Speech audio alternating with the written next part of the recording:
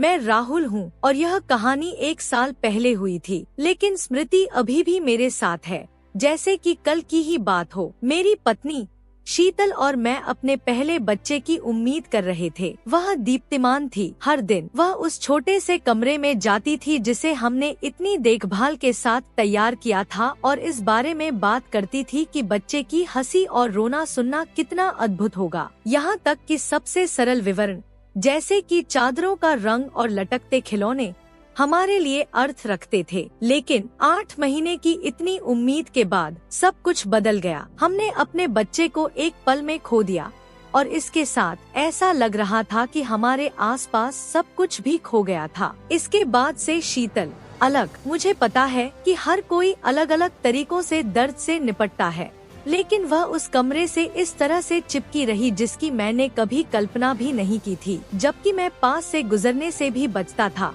उसने हर दिन वहां जाने का एक बिंदु बनाया। खाली पालना के बगल में बैठकर और बच्चे से बात कर रहा था जैसे कि वह अभी भी वहां था। सबसे पहले मैंने चिंता न करने की कोशिश की। मुझे लगा कि यह एक चरण था, दुख से निपटने का एक तरीका। लेकिन जैसे जैसे सप्ताह बीतते गए, उसने रात के दौरान बच्चे के रोने की आवाज सुनना शुरू कर दिया। पहली बार जब वह यह कहते हुए उठी कि उसने हमारे बेटे को रोते हुए सुना, तो मुझे लकवा मार गया। उस रात मैंने उसे शांत करने की कोशिश की, यह कहते हुए कि शायद यह सिर्फ हवा थी, बाहर से कुछ आवाज आ रही थी, लेकिन वह इसे सुनना नहीं चाहती थी। वह उठा, बेडरूम में गया और धीरे धीरे दरवाजा खोला, जैसे कि वह सोते हुए बच्चे को जगाने से डर रहा हो। मैंने उसका पीछा किया, लेकिन दरवाजे पर रुक गया। उसे दूर से देख रहा था। वह इतनी बड़ी विनम्रता के साथ प्रवेश किया। मीठे शब्दों में बड़बड़ाते हुए वह खाली पालना को घूर रही थी। मुझे कोई प्रतिक्रिया नहीं हुई।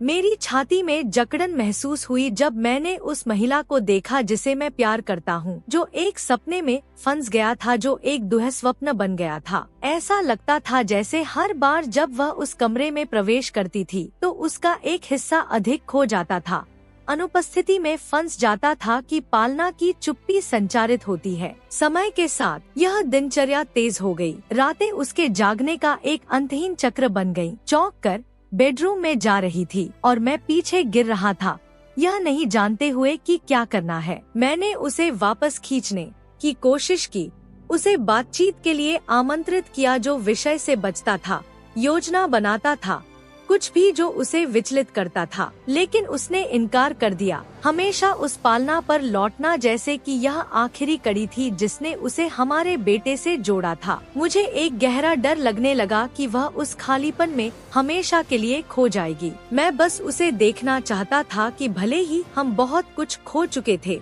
फिर भी हम एक दूसरे के पास थे। एक रात थी जब स्थिति असहनीय हो गई थी। शीतल की आंखों में आंसू आ गए और उन्होंने कहा कि बच्ची पहले से कहीं ज्यादा जोर से रो रही है, उसे उसकी जरूरत है। इस बार वह अकेले कमरे में नहीं गई।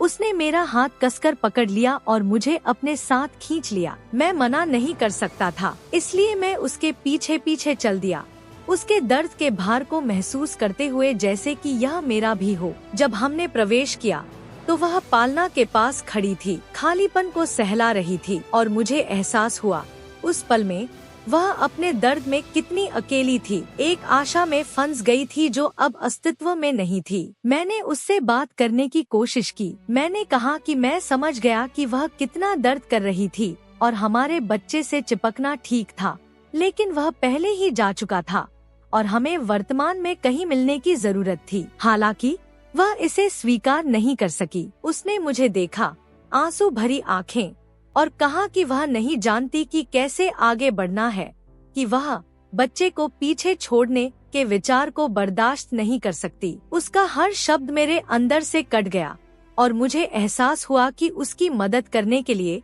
मुझे उस खाली जगह में शांति लाने का एक तरीका खोजना होगा। उस सुबह शीतल के सो जाने के बाद मैं उसके बगल में बैठ गया, उन सभी के बारे में ओच रहा था जो हम कर सकते थे, जो सपने हमने बनाए थे और जो अचानक टूट गए। मेरे दिमाग में एक विचार बनने लगा, कुछ ऐसा जो उसे इस तरह से अलविदा कहने में मदद कर सकता है जो उसे नष्ट नहीं करेगा। अगले दिन मैं घर से जल्दी निकल गया और एक छोटा लकड़ी का बक्सा लेने गया, कुछ सुंदर, जहां हम उस बच्चे की यादें रख सकते थे जो नहीं आया था। मैं बॉक्स और अल्ट्रासाउंड की कुछ तस्वीरें, जो जूता हमने खरीदा था और एक कंबल जो शीतल ने सिल दिया था के साथ वापस आ गया। जब वह उठी तो मैंने अपना विचार समझाया। मैंने प्रस्तावित किया कि हमारे पास एक छोटा सा समारोह है, अलविदा कहने के लिए कुछ प्रतीकात्मक है, और उस बॉक्स में हमारे बच्चे का प्रतिनिधित्व करने वाली हर चीज को रखें। सबसे पहले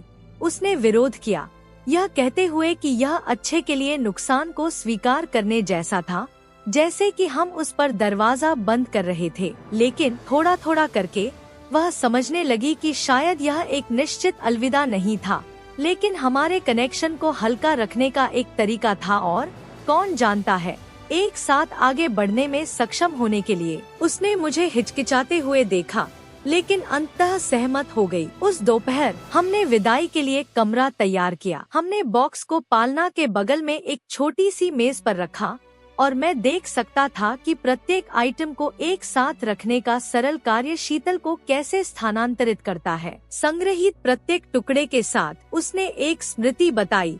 जिस दिन हमने जूता खरीदा, कंबल की उसने इतने स्नेह के साथ सिलाई की। हमने कैसे कल्पना की थी कि हमारा बच्चा उस कमरे को खुशी से भर देगा। उनके शब्द धीमे हो गए, जैसे कि हर एक स्वीकृति की ओर एक कदम था, और मैं उनकी तरफ से खड़ा था, मौन में समर्थन की पेशकश कर रहा था। जब सब कुछ दूर हो गया तो शीतल ने बॉक्स का ढक्कन पकड़ा और एक लंबे समय के लिए अपनी आंखें बंद कर ली। मुझे लगा कि वह पल एक पुल की तरह था, एक भावनात्मक क्रॉसिंग जिसे उसे अकेले बनाने की जरूरत थी। अंत में कांपते हाथों से उसने बॉक्स बंद कर दिया और मेरी ओर देखा। उसकी आंखों में उदासी थी, लेकिन लंबे समय में पहली बार मैंने एक सूक्ष्म शांति देखी। उसने मुझे कसकर गले लगाया और हम थोड़ी देर के लिए ऐसे ही रहे, मौन में, उस विदाई को साझा करते हुए, यह जानते हुए कि नुकसान के चेहरे में भी हमारे पास अभी भी एक दूसरे और हमारे द्वारा बनाए गए प्यार थे। उसके बाद के दिनों में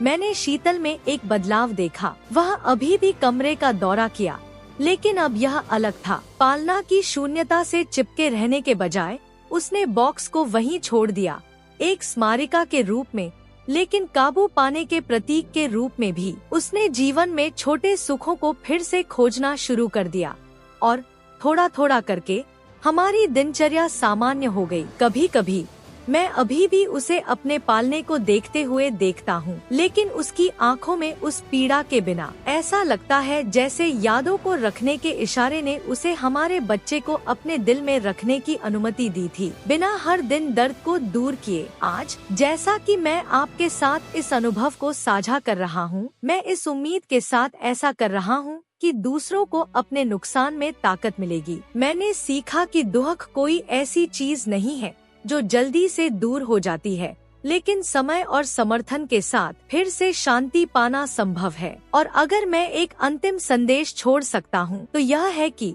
यहाँ तक कि सबसे कठिन परिस्थितियों में हमेशा एक रास्ता होता है। यह दर्द को मिटा नहीं सकता है, लेकिन यह उपचार के लिए एक मार्ग प्रदान करता है। अगर इस कहानी ने आपको किसी भी तरह से छुआ है तो मैं आपको हमारे चैनल को लाइक, शेयर और सब्सक्राइब करने के लिए कहता हूँ, जहां हम जीवन के हर चरण में एक दूसरे को प्रेरित और समर्थन देना चाहते हैं।